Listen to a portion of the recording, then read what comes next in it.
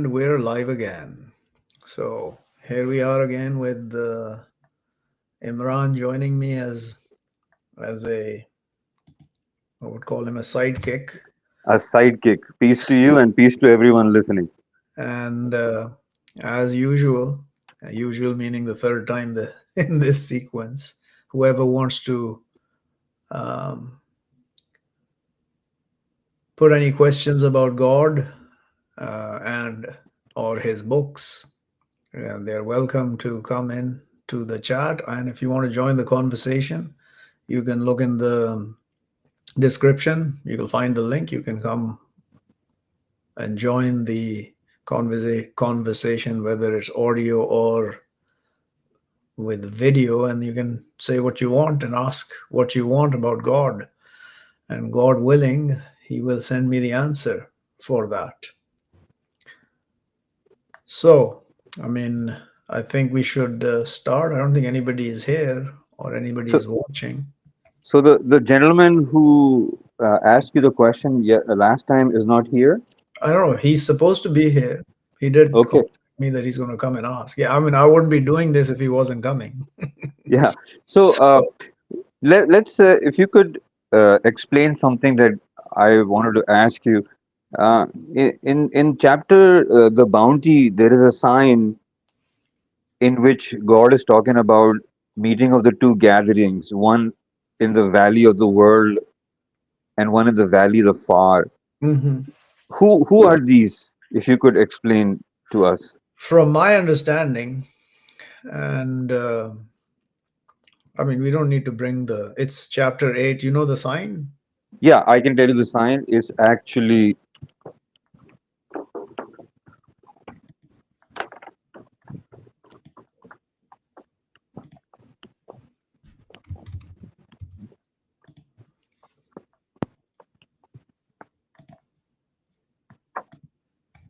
it's 41 and 42. Okay. No, it's actually 42. All right. Behold, you were with the valley of the world. Okay. So let's bring this up. Let's share it and then see.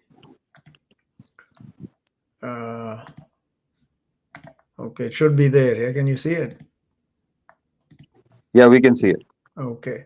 We can change it to us being there as well. Let's see how this looks. Yeah, no. What? It's okay or not? Us being down there. I think it's okay. It's okay Okay, so because the sign will be on the front anyways. yeah, It'll scroll down. Yeah. yeah. Behold, you were with the valley of the world, and they with the valley the far. Who are they? I don't know. And the riding lower from you. And if you promised to your deferring in the promise. So, I mean, if you're promised for this, the riding lower from you is the one you're going to meet. Yeah. You were in some valley in the world, wherever these people are, Muhammad and his followers. And they're another party which is lower from them in the valley. Yeah. So, whichever valley they're in, they're at a higher level than the lower one. And then they with the valley the far. Who are they? We'll figure it out in a little bit, hopefully. And if you promise, you would be deferring it. So if you promise you would meet them, you would not meet them. But God had decided a command was to be fulfilled. To his destroying one destroyed over clarity, and his giving life one who lived over clarity. And surely the God be listening, knowledgeable. So now behold, he showed you them the God in your sleep few. So the enemies were shown in this talking to Muhammad only here, yeah. He showed him in his sleep few, the enemy, yeah. And if showed you them many, to your slipping and to your discussing in the command. So now, if he showed you them many, to your slipping. So if he had shown Muhammad them many, then he would have feared and maybe not followed the command or whatever. And but surely the God made whole. So God made it whole for him. Surely he knowledgeable with the chess. So he knew that if he showed Muhammad the real numbers, Muhammad might not show up. Yeah. Yeah.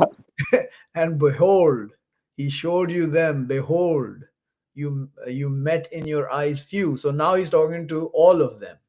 Now he switched to talking to all of the believers, Mohammedan. So they were all, when they met them, they saw them few. Like this is the reality now, not the dream. And he made you few in their eyes. So they also saw Muhammad as well as few.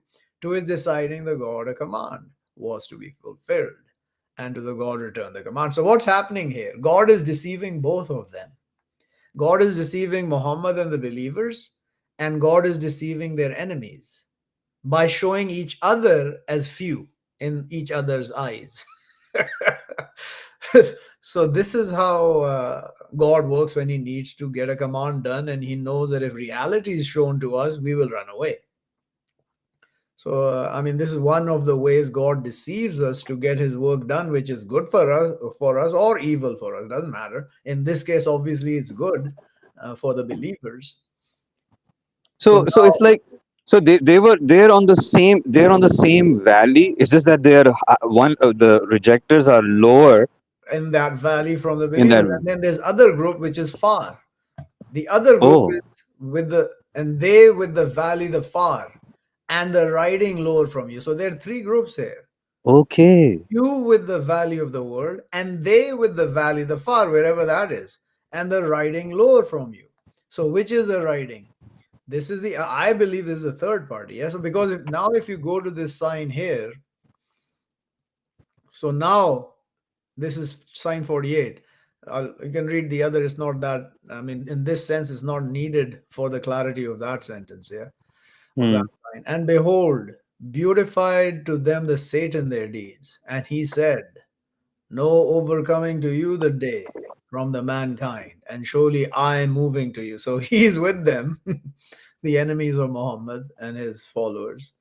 But when saw the two troops, now you see there are two troops he's seeing, Oh, yes. ran back over his heels, and he said, surely I free from you. Surely I see what not you see. Surely I fear the God, and the God severe the end. So here you're seeing Satan fears God, by the way, clearly. Yeah, He's yeah. saying, and he's seeing two troops. So which is the other troop? The other are the angels. That's it. The ones with the valley, the far, are the angels, maybe in the other earth, wherever. They can come across here in instances. Yeah, they don't move Yeah, like us. So this is what's happening here. So beautiful. they when Satan saw the angels coming with the believers, he said, "Okay, I'm out of here. You're on your own, boys. I fear God." Hmm. And this is how it actually works, because with each one of us, each one of uh, us, a man, yeah, there are two angels standing by our side.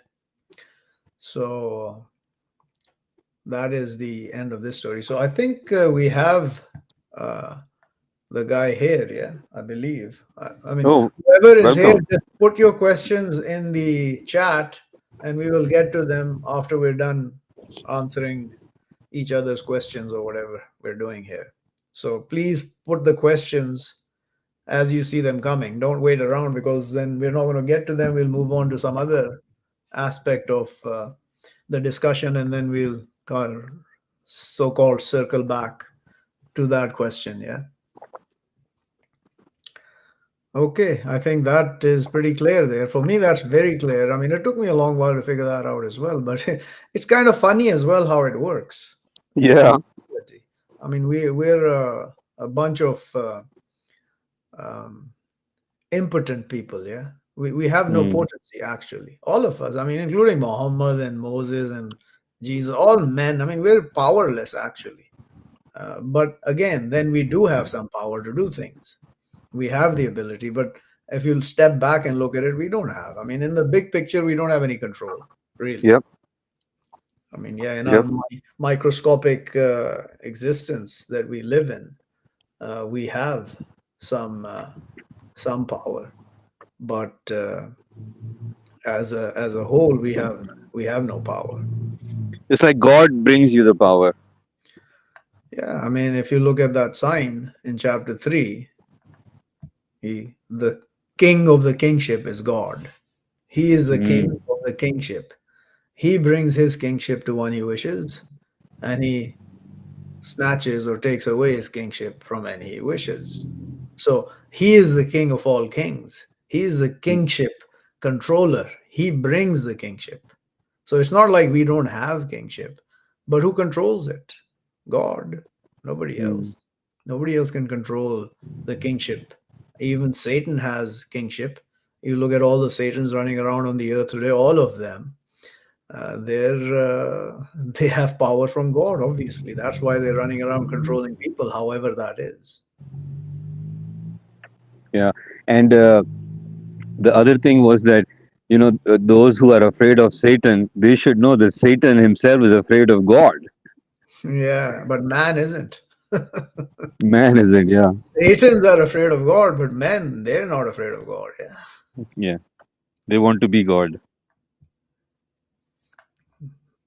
Yeah, they They want not challenge to. him. They are God actually.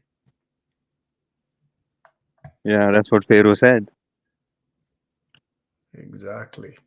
Anyway, so we have nothing coming in. I don't see any questions coming in from anywhere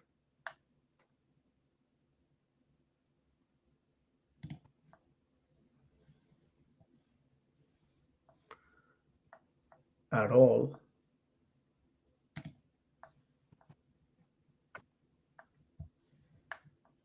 Interesting. Let me So see. how? Yeah, So go ahead. how are you looking at things In what happening way? uh, in the way context of the world situation?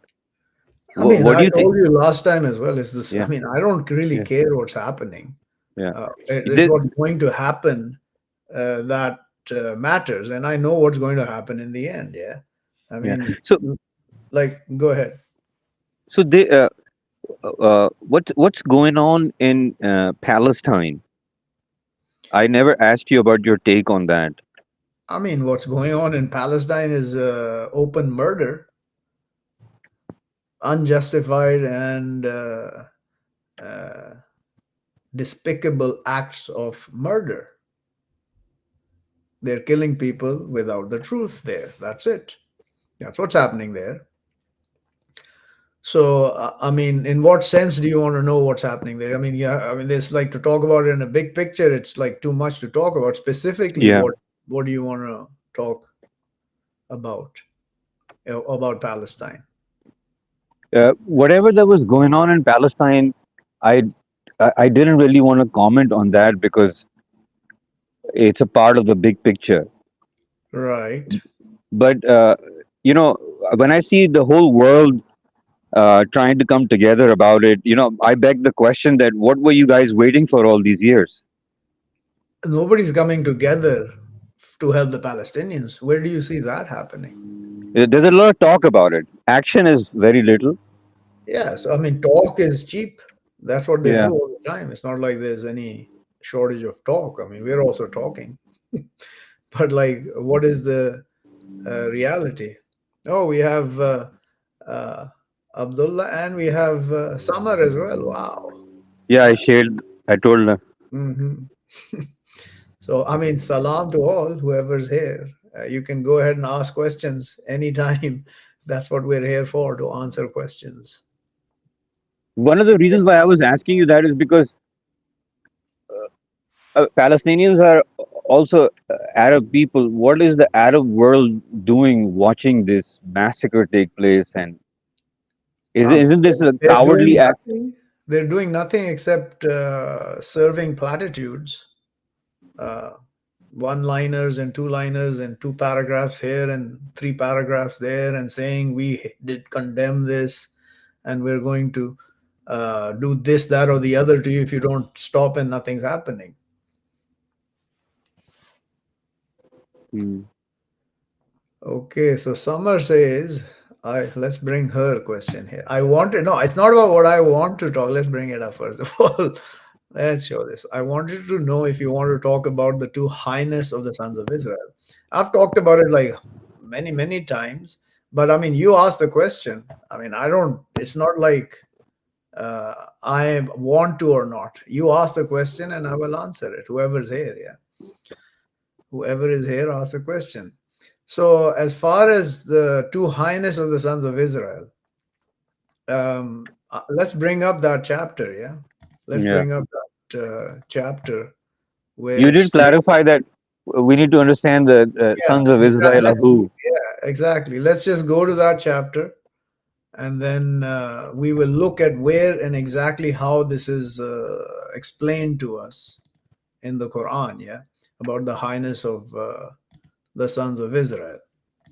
So it's chapter 17. It is basically the whole crux of what's going on right now. The chapter 17, if you understand it properly. So it starts with, I'm not going to do this. Let's go. Okay, so let's go from chapter 17, sign 2. First of all, just to know who are the sons of Israel, I've I'm said them. sorry to interrupt, but we are not seeing the sign. I just wanted to let you know. Oh, you're still not seeing it. No. Okay, I added it again. This thing happened last time as well. Yeah. Yeah. Okay, share. Can you see it now? No. No. Okay, so now I know what's happening here. There it is. There's some weird stuff happens with this. Once I share it, once I have to unshare it before I can share something else afterwards. Can you see it now? Yeah. Yep. See, this is some weird glitch in this software. Anyway, Hmm. we know how to overcome it since last time.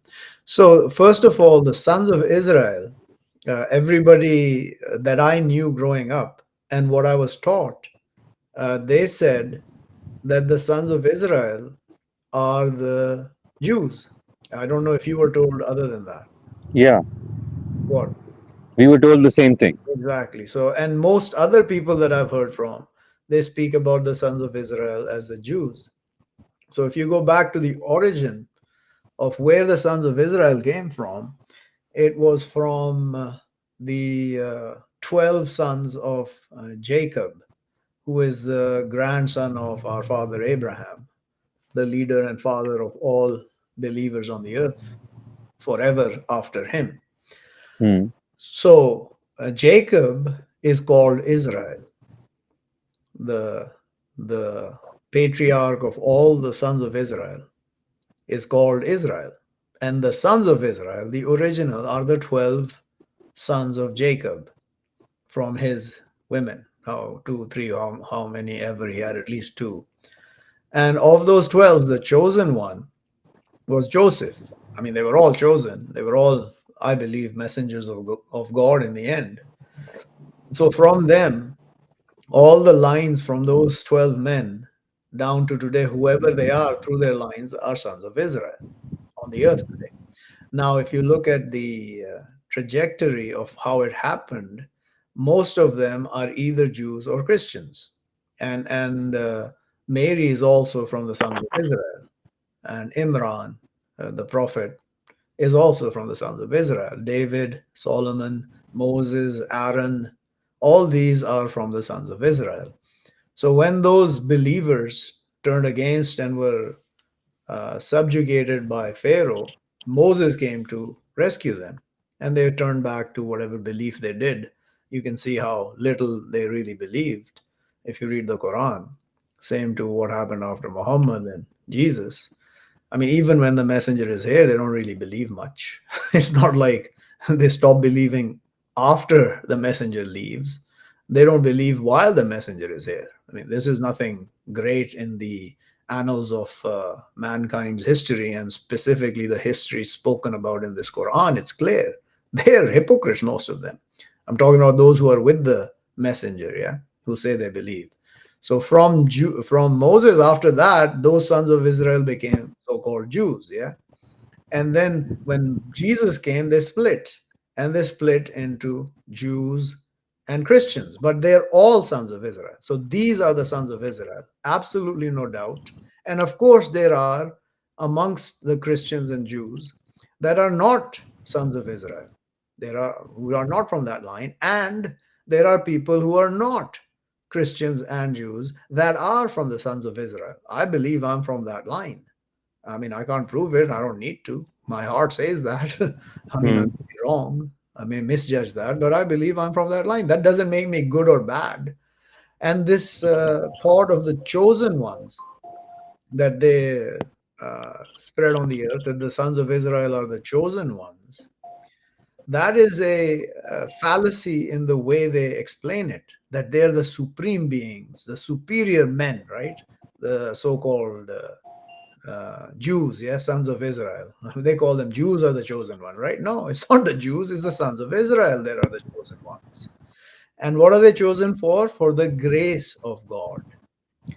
God graced the sons of Israel above all the knowing from mankind.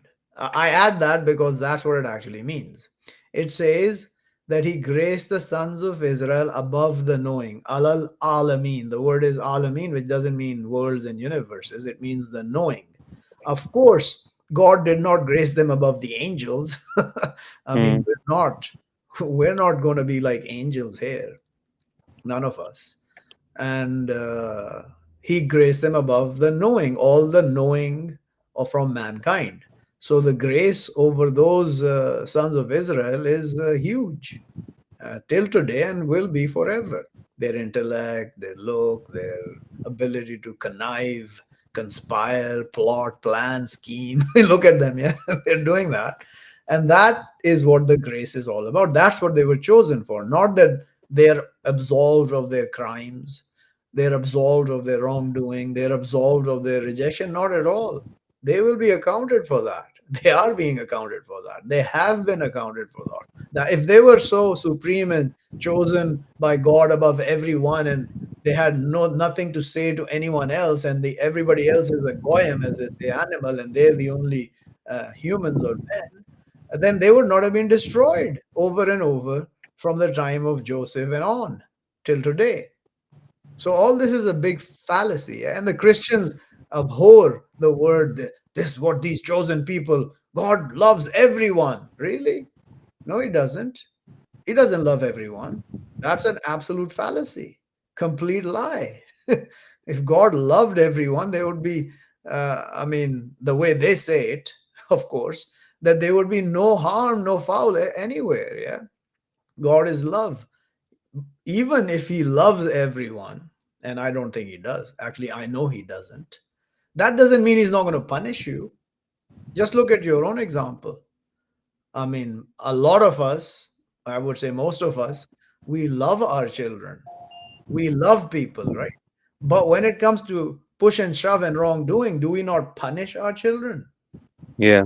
So, I mean, that fallacy goes out the door as well. And God is no father. I'm not comparing God as a father or anything. I'm just giving you an example of how love doesn't obfuscate the act of punishing. It happens. If you're righteous, you will punish when it's needed. Obviously, you can forgive as well. So anyway, I think this is explanation enough for this sons of Israel. So, and in chapter 17:2, and we brought Moses the book and we made it guidance to sons of Israel. What did God tell them? This is the Torah. Surely don't you take from other than me a disposer. So take God as a disposer. And then he says, progeny of those we carried with Noah. Surely he is a servant thankful. Noah. And we decided to sons of Israel in the book, to your surely warring in the earth twice, and to your sure highness, highness great. So this is what was promised them, and this is back at the time of Jacob. After Jacob, they were promised to son. They were promised this before they did the first warring and their highness, which occurred before the fall to Pharaoh of the sons of Israel, or the pharaohs in the end, the pharaoh which was against Moses at the end. So when they fell, that was the first time they were high after Joseph, because the family of Abraham was given kingdom high in the earth. Kingdom high they had. Like Joseph was king of Egypt in the end, right? Or prince or controller or high, whatever. He controlled Egypt. And Egypt was the main uh, I would say, Hub. hub at that time. And it became bigger hub by the time Moses arrived, obviously. But during that time, these sons of Israel, they rose in numbers, they controlled the earth, and then they warred. They fell apart just like they're doing now. They lost all faith. They fell to their desires just like they are doing today. And not that the mankind is doing anything other than that, but they did that, and then God destroyed them, subjugated them under Pharaoh for whatever many years, hundreds, whatever it took. I don't know. And then he sent Moses to save them. So that was the first highness. So, and God has written twice. So they're not going to be three times or four times. There's only going to be twice, not once, not three, four, five, or eight times. They will be high twice, and they will war twice. They will surely war twice, and they will be high twice in the earth. Yeah.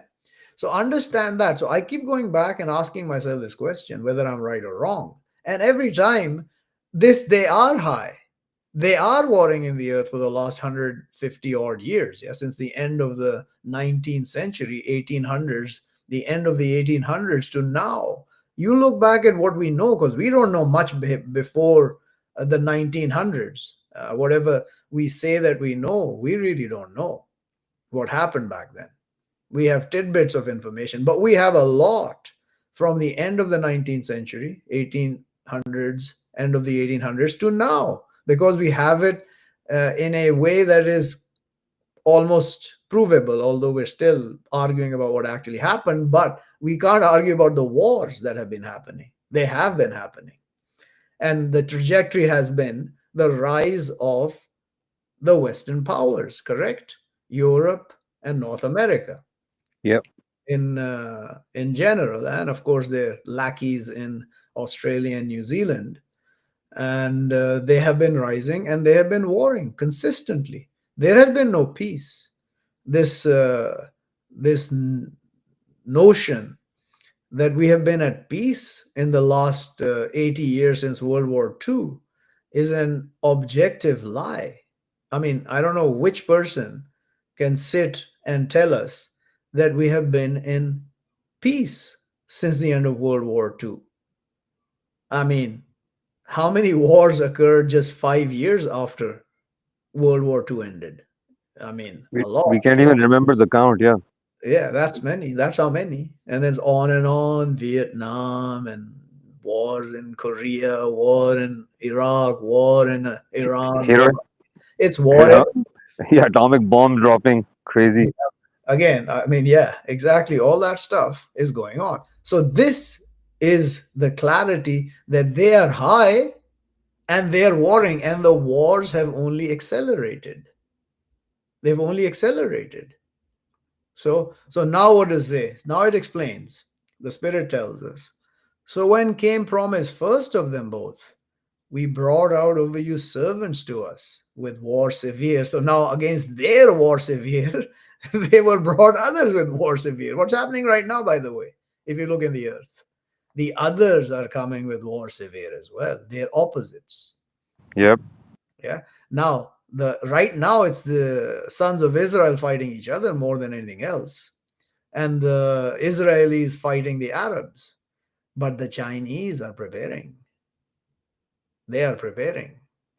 So who knows? In this case, maybe they will be the other servants uh, with war severe. Russia is making war over Yep. them. They're killing each other, the sons of Israel. But they entered between the homes and was a promise fulfilled. So that was done. Then we turn to you the turn over them. So this is Moses, when Moses came. And we added you with wealth and sons, and we made you much numbers. So look at them. Are they not much number? Oh, the Jews are just what, 12, 15, 20 million? No, they are not the only sons of Israel. Add the Yeah. Christians. Now you're up to 2.8 billion or so. I don't know. I don't know Yeah. how many people there are actually on the earth. They tell us 9 billion. Who knows? Yeah. If you good to your souls. And if you evil, but to her. But when comes promise, the other, to our maligning your faces, and to their entering the mosque, like what they entered it first time, and to their destroying what high destruction. So now, maybe your Lord that He mercies you, and if you turn back, we will return, and we make hell to the rejectors difficult. So this sign actually points, as I keep arguing back and forth, to the smoke coming. Because God maybe will mercy you what? How is he going to mercy us when they shout and scream in chapter 44? Take He away the will smoke. take away, he will take away the punishment a little. And if you turn back, we will return. They will turn back. They will return. And then that will be the end. So you understand this? This tells me, of course, I'm not 100% sure. This tells me that their destruction will end in the smoke this time. That's heavy, man. So that's what I believe is happening. Now, to confirm this, let's go to the end of this chapter where Moses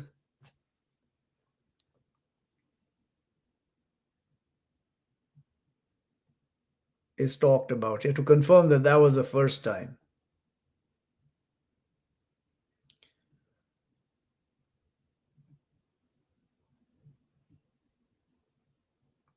Okay, so here in the same chapter, sign 101, and already we brought Moses 9 signs clear. But our sons of Israel, behold, came to them, but said to him, Pharaoh, surely I, to my thinking, you, O Moses, to be mystified. He's a magician, he's deluded, whatever. And Moses responds, already you know, not sends down these except Lord of the heavens and the earth's sights. And surely I, to my thinking, you, O Pharaoh, to be destroyed. So this is the answer we give to anyone who comes and tells us nonsense, to the messengers. Yeah. You call us any name you want, we will tell you you're going to be destroyed.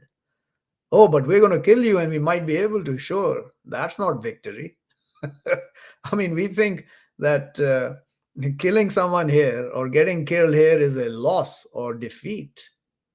Uh, by that measure, no one wins here.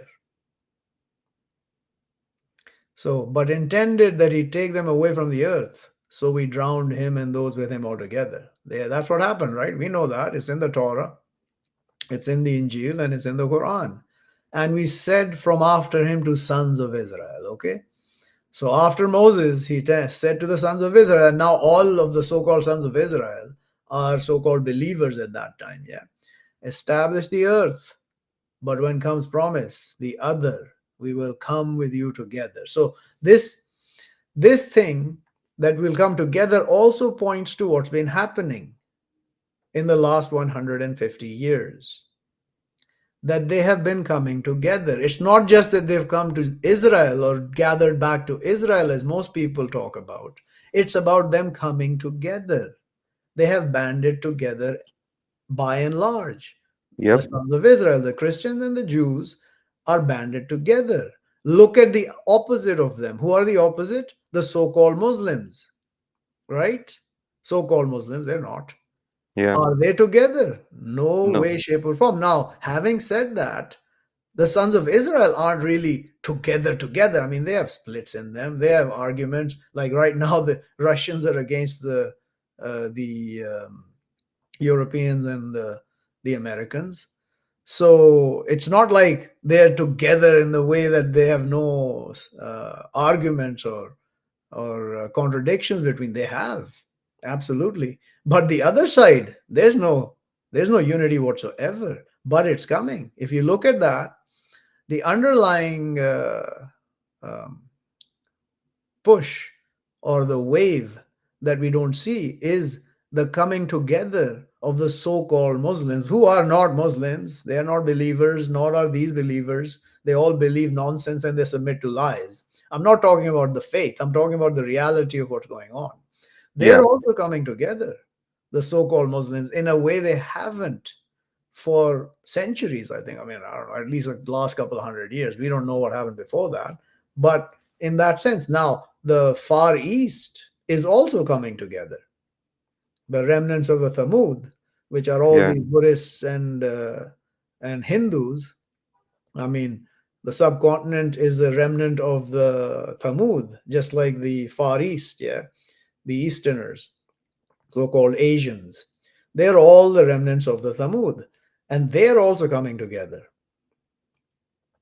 slowly, especially the Far East, yeah, the Thai, the Indonesians, the Vietnamese, Chinese, they're all coming together slowly. So, how is this going to end up? I don't know. I think the clash is going to be between the Chinese and Russians and the West.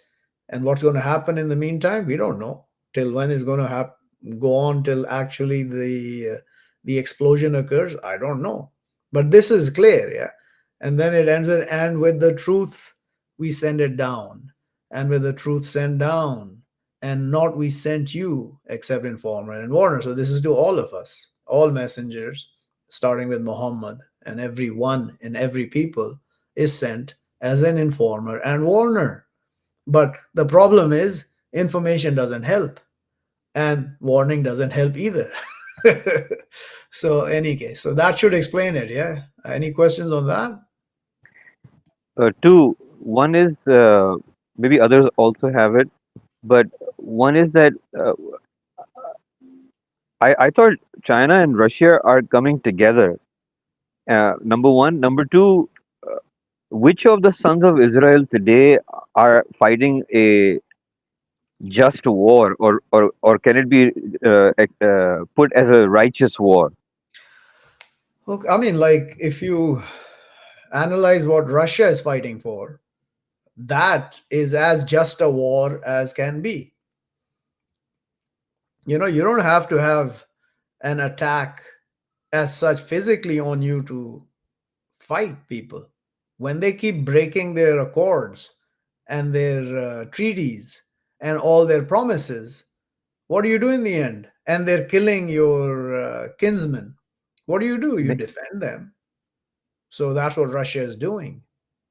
I mean, Russia is on the right side of this war. Yeah.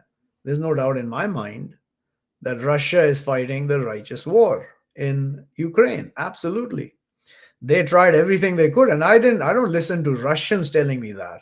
I've been looking and following this for a long time. And the Russians in their new garb of the federation that they've created after the fall of the Soviet Union, have, whatever they say, they're almost always truthful in what they mean, right or wrong. It doesn't matter. Some of the things they do are wrong, obviously, but what they've done in this Ukrainian war is uh, is a righteous act of war to stop the killing and the persecution of the people in the eastern part of Ukraine. You can go and look yourself. I don't have to show you. If you want, you can go and look at the laws passed by the Ukrainian government over the last 10 odd years, or Oh yeah, in fact, since 2014, probably with the Donbass and especially. the Yeah, but they've areas in been Donbass. doing this from before. It's not didn't start in 2014. It started back in 2004, even 1994. I don't know, but they've been systematically trying to overturn the Russian influence in Ukraine, the Western powers, because they want to use Ukraine as a threat against Russia. That's what they were planning, and they say it themselves now. Actually, before there used to be a conspiracy theory. Yeah? Now it's the reality. They Yeah. talk openly about it, that they armed them and they've made them powerful. Blah blah blah. But Russia was not stupid. They prepared for it from especially from 2014, but back in 2007 and 8 when they first invited Ukraine to join NATO. And Russia said, no, you do this, we will destroy Ukraine.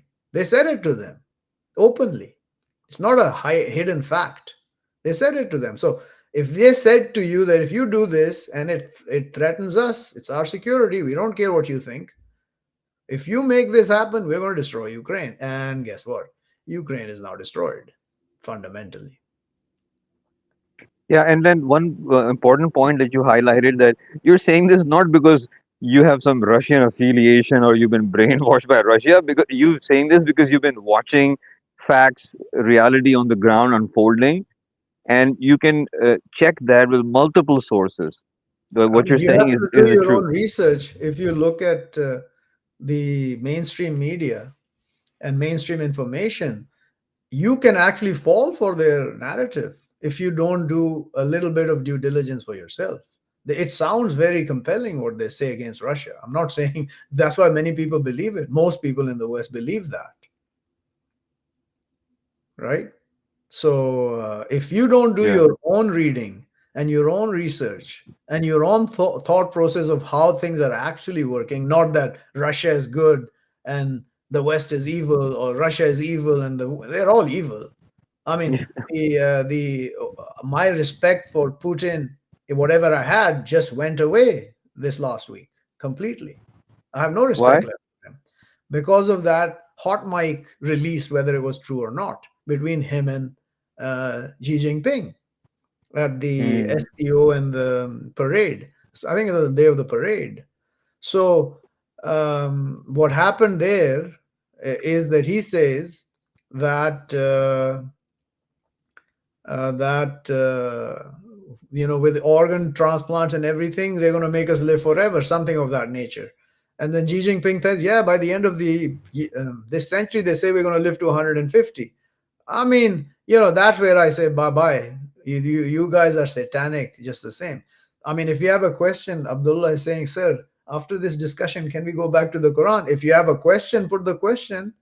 Otherwise, we're going to talk about whatever we're going to talk about. I mean, we're here particularly because of you, Abdullah, servant of the God. Yeah, Abdullah.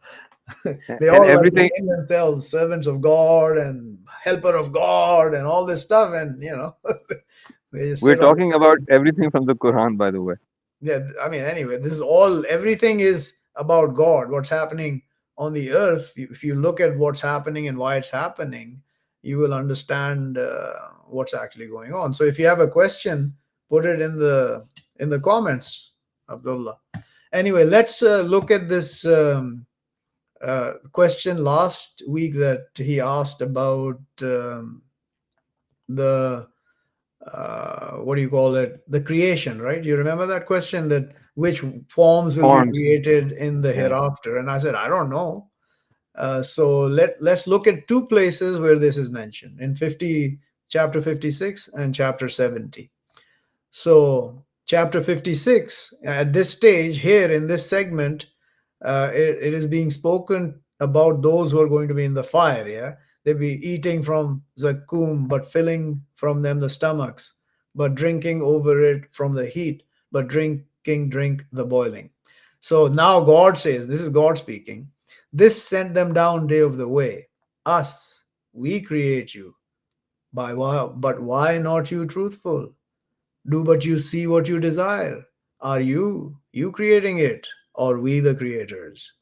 We, we measure between you the death, and not we with forestalling. Over that we change your examples, and we create you in what not you know. And already you know the creation the first. But why don't you remember? So now he's talking to us, not specifically rejectors, but all of us, believers or rejectors. So what is he saying? That why don't you? We created you. Why don't you be truthful? And we're going to give you death. And there's going to be no forestalling that. It's going to happen. And we're going to change your examples, and we will create you in what not you know. So there is something we don't know we will be created in. And already you know the creation the first, but why don't you remember? So now this is why I told you that there is another creation we don't know what it is. The third creation. Yeah, the first, why don't you remember the first creation? Because most of the believers don't remember either. You have to understand, I'm the only one that has come and told the earth today, and nobody listens to that we were created before this once in a different creation from sulfur, all of us. No one else told Absolutely. me, and no one else has told you other than me. Via Absolutely me, true. God has informed all of you. Now, why don't you remember? I keep telling you, I didn't remember either until God informed me. So, this is one example. Now, the other place, let me bring that up. Absolutely, man. No one of us had any idea about this sulfur creation. So now look at chapter 78. Here is talking about the believers and those they do their safekeepings and their promises firm, and those they with their witnessing constant, and those they over their prayer they guard, those in guard are honored. Now God speaks.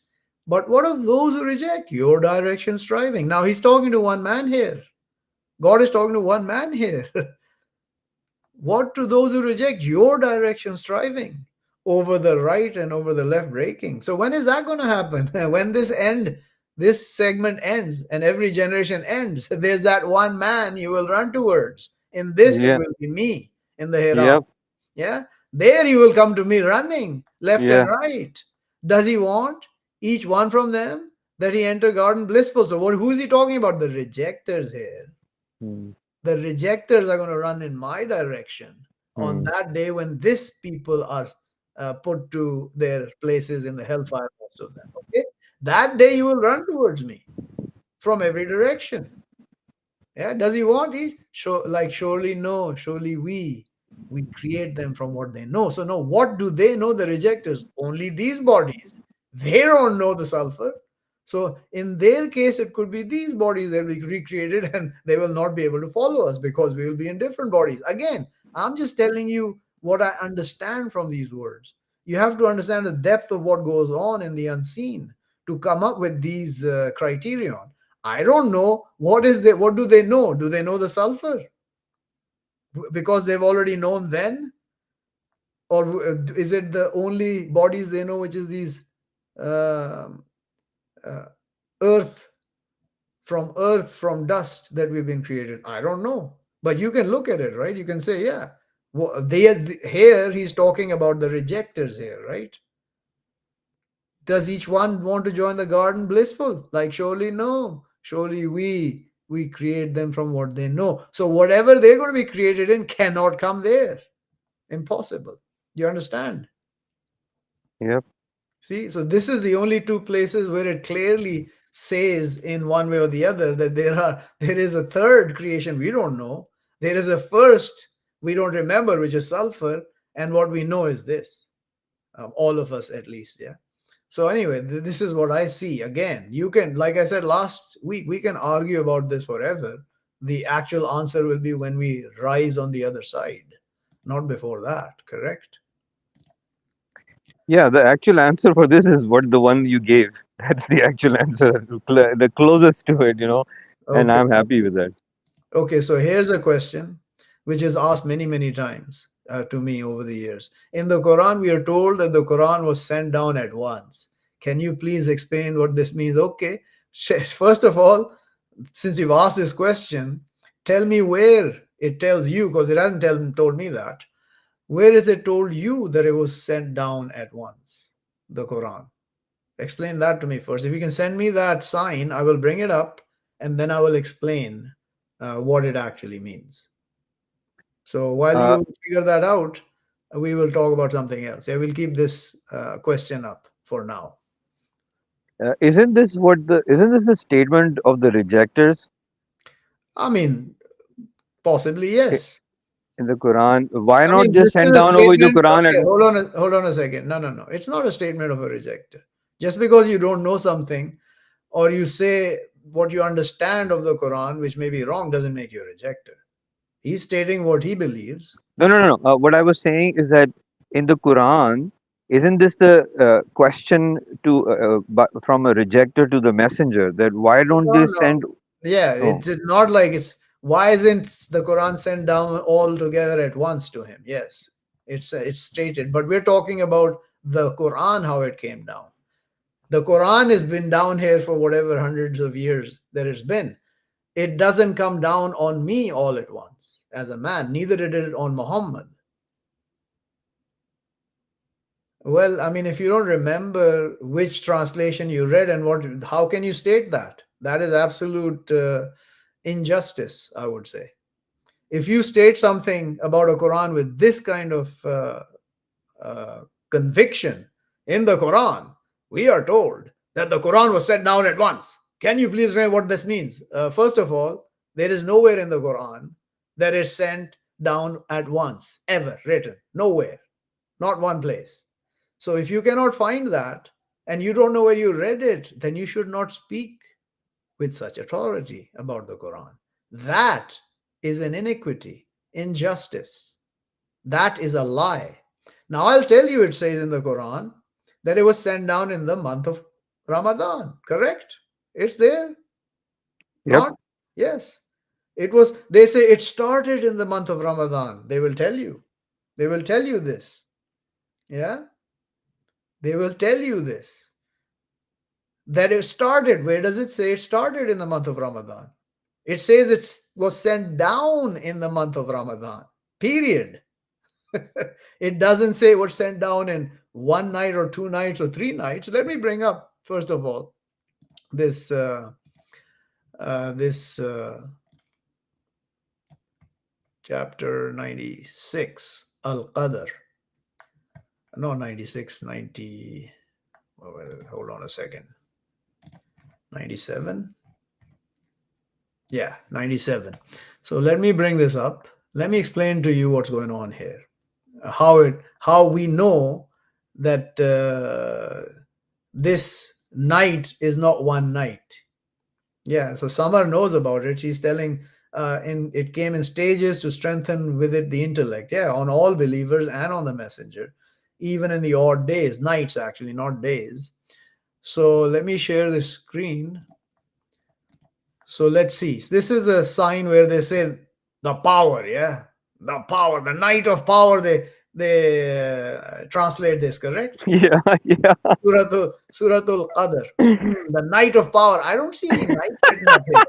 Okay, it says Suratul Qadr. Surah means chapter. Al Qadr means the measure. Qadr is to measure something, and the one who can measure has power. By the way, okay. So now, what does it say? Surely we send it down in nights of the measure. Now people will say this is one night. No, it isn't. I'll tell you why in a little bit. And what will make you understand what nights of the measure? This is talking to me, by the way, the messenger. This is talking to the messenger. Muhammad knew, obviously. So for me, it is the later messengers that are going to have to figure out what that means. Nights of the measure better from 1,000 months. So he's just telling us that these nights were superlative. Yeah, that's what it's saying here fundamentally. Sent down the angels and the spirit in them with will of their Lord from every command. Now here, if you look at the Arabic, it says تنزل الملائكة والروح فيها بإذن ربهم من كل أمر. Okay, so what does it say? They say in it.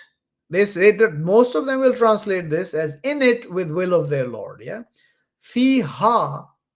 Ha points to a feminine thing singular, or feminine thing multiple, or masculine thing multiple. Okay, the word lail is masculine, no doubt about it. There is no example in the Quran that you will find the word lail used as feminine. Layla or laylatun is multiple nights. It's the plural of lail or layal, nights. Okay, both of these words are the plural of night. There is no feminine um, uh, usage of the word night in the Quran anywhere. Everywhere it is night or nights, and they are in it or in them. So if it was one night, it would be fihi, fihi, not fiha, in it, one thing. When it says Beautiful. fiha here, the ha points to multiple nights, not one. So it did not come all together once because it came in multiple nights. Now, if you go to chapter, I believe it's 89, dawn, it says, and the dawn. Can you see this, by the way? Yep, we can. And the dawn and nights 10. walayal in ashr. This, in this sense, they're using layal. The other sense is laylatun. Both of them are plural of layl, which is night, one night, and the even and the odd, and the night when eases. So this isn't that swearing to be with rock? What was the swearing? This is telling you how the Quran came down to the messenger. Obviously, I had to figure it out, right? I had to figure out what these nights are. And what does it say here at the end of this chapter now? Peace here till rise of the dawn. Okay? Salamun hiya hatta matla'il fajr. Okay? So why is this saying peace here till rise of the dawn? This is the last night that this segment of the Quran is coming. Okay? And this is like right towards the end of that. There's only whatever 16 chapters or 17 left after this, 16. And that's it. After that, you got to wait the 4 months and start fighting the rejectors that are still on the land that God has now given to the believers with Muhammad. Okay? That's what's happening here. So that's how the Quran came down in 10 nights. In 10 nights, in those even and odd nights of that 1 month of Ramadan. So when you make these statements, you better be careful what you say about God.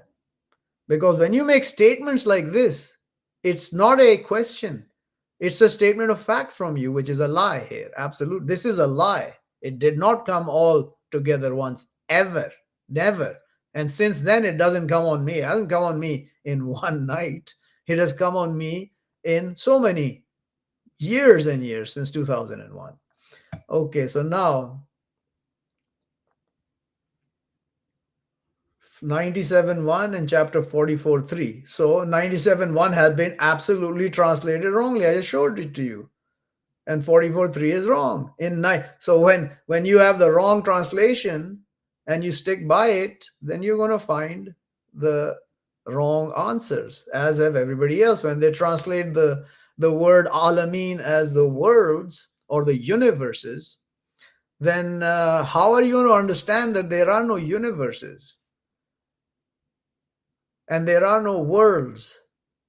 There is only the life of the world, which is on this earth, and there is the life of the hereafter, which is on the other earths and under this earth foremost in the hellfire. So if you don't understand that fact, then how are you going to now uh, distinguish where this is going to end up? Yeah. So he says, perhaps they have been translated differently by different translators. I apologize for acting ignorantly. Yeah, okay, whatever. But I mean, when you ask a question and you state things about the Quran, there are two different things, right? If you ask a question, fine, you don't know or you think you know something. When you state a fact like that, then you're digging your hole, because the one who knows like me will dig it further for you. No doubt about it.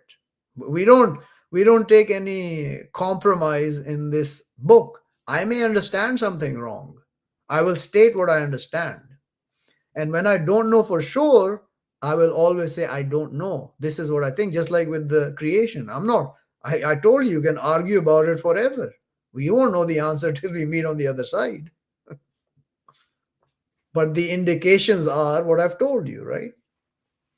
Anyway, what's next? What is it? No, we're almost done. Last question. So, if I understood it correctly, the question was that in other translations this is being said. So, can you clarify that? No. Because I mean, no, yeah, you could say that. Yeah, exactly. If the question would have been, I've read a translation where it says it came in one night, then I will show you why it didn't come in one night. And I've told you, I've done my work. The word lal has always been used in the masculine form in the Quran, never in the feminine form. So if it is one night, it cannot be fiha. Impossible. One night would be fihi. Okay? and and do you think it's also because of the Urdu language that defines raat aa rahi hai? No, not No. necessarily. Okay. No. Okay. No, I mean that. I mean, I don't even think about that. I don't go there. I mean, I don't look at what other languages have for feminine, masculine things. Not at all. Because the sun is masculine in Spanish, and the moon is, I believe, feminine. Yeah, la luna, el sol. So that is not the concern at all. I look at the Quran. The sun is a living being, a conscious living being, and she is a female. She is feminine. The moon is a dead masculine thing. It is not a living thing, the moon. Yeah, that's why Okay. for someone like me, the best thing to do is to stay within the Majestic Reading Translation. Otherwise, I'll go lost if I go to other translations. I mean, do what you want. You have to go and do your due diligence. I mean, go. I read other translations, many of them, until I read the Arabic and I saw they were all full of it. Yeah. So let's look at this question. In the Quran, does say that the Sabbath applies upon the Muslims as well? Absolutely not. The Sabbath does not apply on the Muslim. The Sabbath only applies on the sons of Israel after Moses who rebelled against Moses. It only applies to the sons of Israel who rebelled against Moses, who differed in Abraham. Yeah, this is not written in the Torah, by the way. The Sabbath is not part of the Torah. The Sabbath came afterwards when the sons of Israel, acting as mankind does in rebellion against God and his messengers, were then put this Sabbath on them, and the Sabbath fundamentally means strictness. Yeah, it is a strictness on them. And to add to that in a metaphorical way, the so-called Muslims who are not Muslims, they should be called small m Muslims because they are Muslims to lies. The capital Muslims are the ones who submit to God and his messengers, the books, the angels and the messengers and the prophets. They are the actual capital M Muslims. The others on the earth are all small m Muslims who submit to lies, to deceit, to hypocrisy, to their desires. Those are the Muslims on the earth today, all of them. The so called Christians, the Buddhists, the atheists, the so called Muslims who call themselves capital M Muslims, but they are the biggest mushriks in the on the earth because they pretend that they're not. The Christians openly say they're all children of God. I mean, when you look at the aspect of the Christianity, they say Jesus is the only true Son of God, right? Am I right in that? That's what they say. Only Lies. begotten Son of God, right? Is that not what they say? Yeah. Okay. And then they all call themselves children of God. Is that Dichotomy. right? Is that right or wrong? Yeah, they all call themselves children of God too. So Yeah. then, are they not absolute hypocrites and liars and falsifiers from the get go? Yep, that's the only Exactly. conclusion we So can this come is to. how it is. It's nonsense. People are nonsensical in their way that they believe. They contradict their statements 2 minutes after they make a statement. That's how you know hypocrites and liars. You know, I'm not saying I don't contradict myself ever. We are all human. We make mistakes, right? We all make mistakes. We say something, we judge something which is wrong. That is how we are. But doing it on a normal basis as part of your being, that's just not right. And I make my correction to my wrong judgments as soon as I find them, even if someone else doesn't find them. I'll not sit around waiting for someone else to tell me I made a mistake specifically. I'm talking about in the way of God or understanding or comprehending the signs of the book. If I make a mistake and I find out, and I did, remember the understanding of the inheritance. How Inheritance. many Yeah. times, how many loops and circles it went through till it Yeah. finally came with the right answer. And I keep questioning every time I read it. And that answer has not changed yet. That answer is final. The final one I got, I think, in 2000 and I don't know, 18. I don't even remember, but it was somewhere around that time. After like 10 years of struggling with it, God finally showed me that just read what's written, fool. Just read what's there. Why are you making things up in your head? Do what's written there and understand what context is written in. That's the biggest thing. You have to read the word in the context it's written in.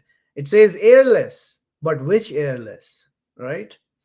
So now Abdullah comes with another question. Can it be said that the Sabbath was a day during which only work was forbidden, or what is something which carried deeper meaning?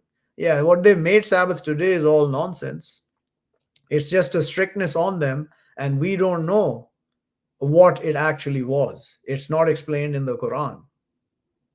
So, whatever that strictness that was put on them, we don't know what it was.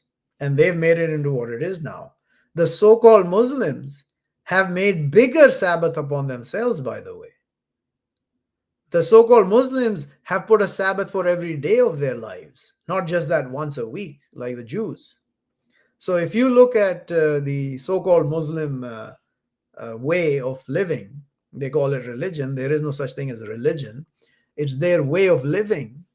The so called Muslims, they have put more Sabbath upon themselves than the Jews have upon themselves today, because all their lives are lived under Sabbath, because they've forbidden everything God allowed, literally. I'm not saying it, I'm saying a bit facetiously, I'm being exaggerative in this. They've forbidden all the good things that God has allowed, and they've allowed all the evil things God has forbidden. And because of that, God has put more Sabbath on them than He put on the Jews today. And you can look around you. I mean, which is the worst society to live in on the earth today, other than the so called Muslims? There is none. There is no other society worse than them to live amongst today. If you have a example, show it to me. In the Quran, there is a reference to uh, when they didn't Sabbath it rightly, not came to them their fish. What was that about? I mean, that's just God's example of saying that He punished them when they did not do it properly, whatever the Sabbath was. And when they did it, the fish came to them. They ate the fish. Yeah, that's what it was. They didn't get their food when they did not Sabbath properly, and when they did, they got their fish. I mean, that's what I see. It's a simple example, yeah, of that God will punish you for disobeying Him however He wants. That's how Yeah, it, and He may not however He wants. I mean, God yeah, punishes and God passes over, and He passes over most things, yeah, and He punishes yeah. few things, and in the end, He will destroy everything. That's a written. Hmm. That's a absolute statement of fact that God will destroy everything in the end. Each generation will be destroyed or punished severely. Every city will be punished severely or destroyed before day of the standing. This is written in the Quran. You cannot get out of that. There is no interpretation. It's a factual statement. That's it. It doesn't have any kind of nuances in it. It's absolutely straight. So, anyway, you have any other questions? I think when we come, he doesn't ask many questions either. We're here to answer his questions, and most of them he doesn't even ask. Yeah. So Abdullah, are you done? You got any other questions?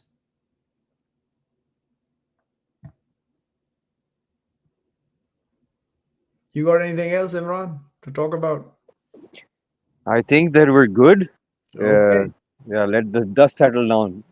All Let us right. regard. Let us understand what has been said in the last 60 minutes. Oh, it's been an hour and eight now. Anyways, okay, man. Okay, here's another one. This is the last absolute. Yeah.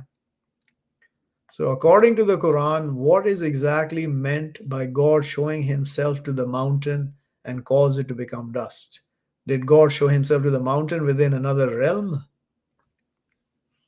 I mean, he gloried himself over the mountain.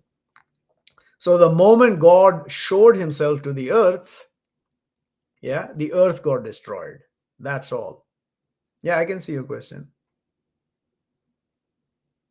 Yeah, it's on the screen. So, when God showed himself to the earth got destroyed. That's as simple as that. Why is he showing us that? First of all, first the reason was that Moses wanted to see God when he went to that meeting of 40 nights. Right? He arrives like, God, show me. I want to look to you. And God says, you can't see me. But if that mountain stands, then you will surely see me. I'm giving you a parable, a paraphrasing of that statement. So when God gloried to the mountain was made dust. You cannot see God because God has made this earth in a manner that he cannot be seen.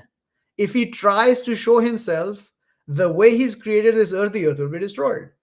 So you cannot, this is a clear and present example and warning to anyone on the earth that if you say that you see God on the earth, you're a liar. You're a liar. God cannot be seen on this earth. The example in this, the reasoning for this is to tell us that you cannot see God. Don't tell people that you cannot see God. If God shows himself to the, he didn't show himself to the whole earth. Okay. How did nothing else get destroyed? God only appeared to that part of the earth. That's why he opened the barrier between the unseen and sees only in that area. That's why, I mean, God can do whatever he wants. Okay. Don't tell God, how do you know he showed himself to the whole earth? You're just making up stories, right? These are all stories in your mind. You start making up.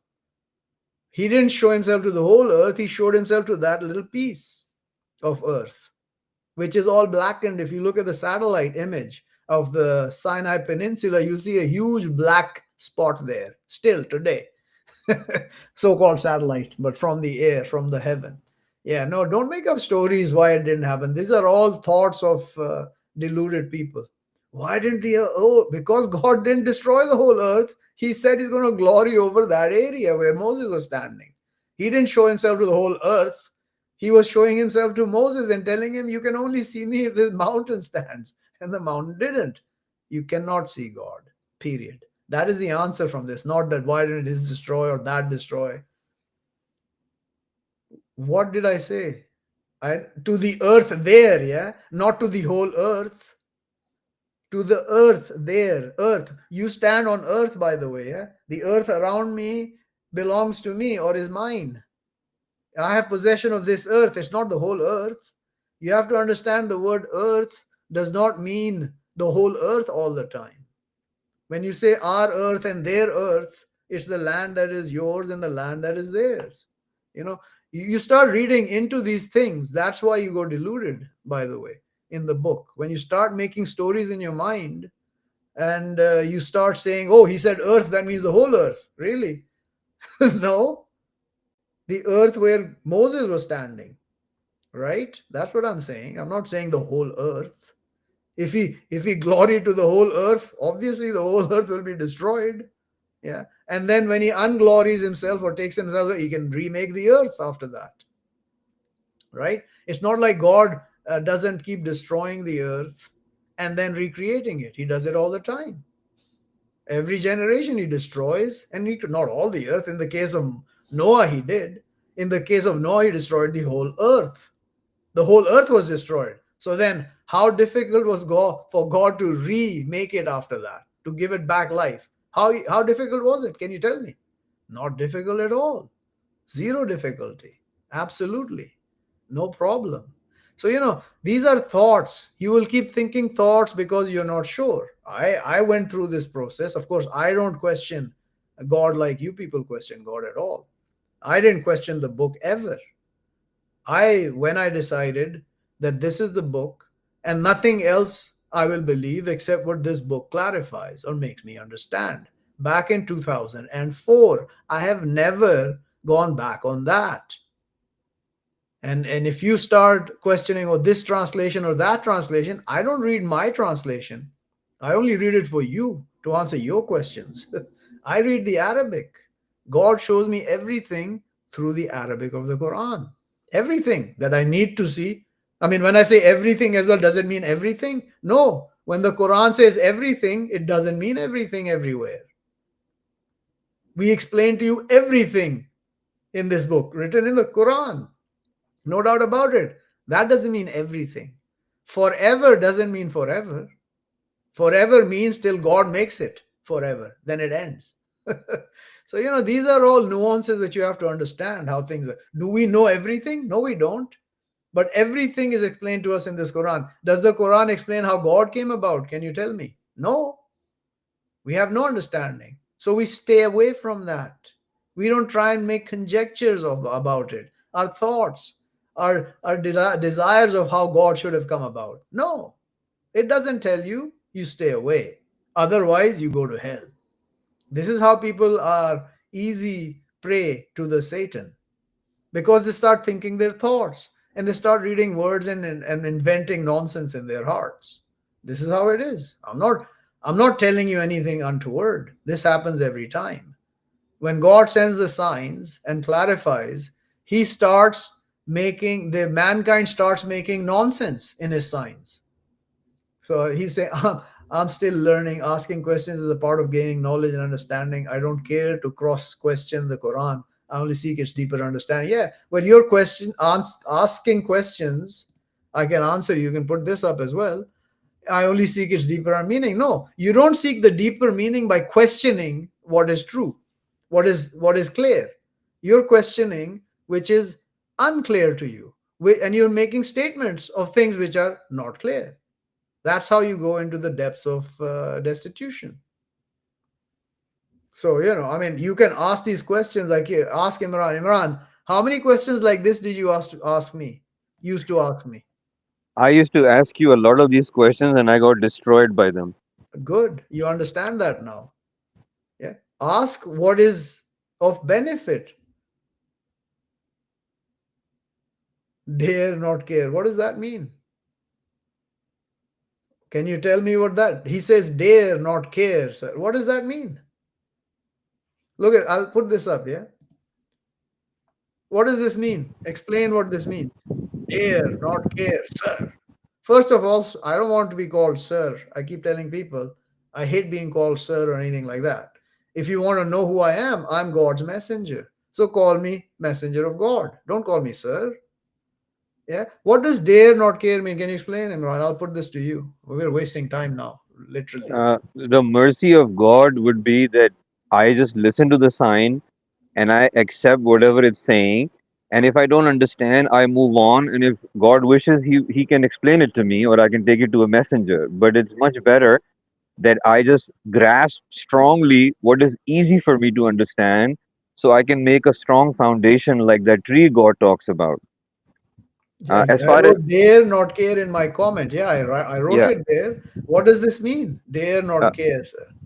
I don't know what is in the heart of this gentleman, but Yeah. dare not care, as far as I can understand, is the Pakistani way to say that we when you want to do something, you don't have to care about it. You just have to do it. Dare, Really, really. my So keep son, keep daring God, then I say, yeah. yeah, Why don't my you dare? son, my Yeah. son had a T-shirt on yesterday. Mhm. Said dare, and I asked him this question. I said, "Do you know what is the intention of the guy who made this T-shirt? He's telling you to dare." And he Mhm. said, "No, I don't understand." I said that he's telling you to dare to cross the boundaries of God, Mhm. That's exactly right. and you will be destroyed. Do not dare to ever cross any boundary of God. You Okay, know, so in, he in, says you read it as care. That's what's written. Dare not care, sir.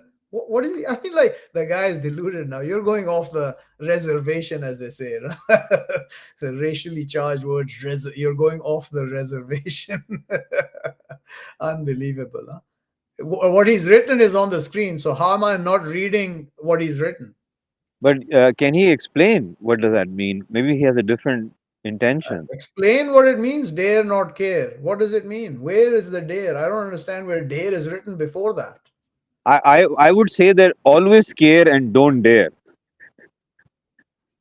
I was correcting your mistake in reading my comment. Which comment? Where was dare written before that? I don't remember seeing it. Is there somewhere? There's no dare written before the moment he wrote dare not care. Maybe it's a spelling mistake.